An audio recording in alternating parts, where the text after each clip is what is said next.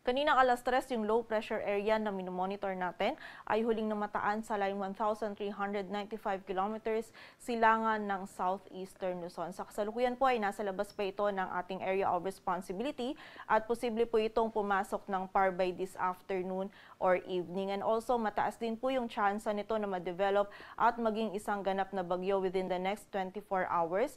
So possible po this afternoon or bukas ng Lunes ay ito po ay maging isang ganap na bagyo at tatawagin po natin itong Christine. At ayon yung trough or extension nito is nakakaapekto na po dito sa may silangan ng Northern at Central Luzon kung saan magdudulot po ito ng mataas na tsansa ng mga pag-ulan dito sa ilang bahagi ng Northern at Central Luzon areas. Also, ayon din po sa ating latest analysis, bukas po ng Lunes and by Tuesday is magdulot naman ng mataas na tsansa ng mga pag-ulan dito sa silangan ng Southern Luzon, maging sa malaking bahagi din po ng Visayas. And by Wednesday onwards naman, itong weather disturbance na ito is magdudulot po ng mataas na tsansa ng mga pag-ulan dito sa malaking bahagi ng Luzon at Visayas.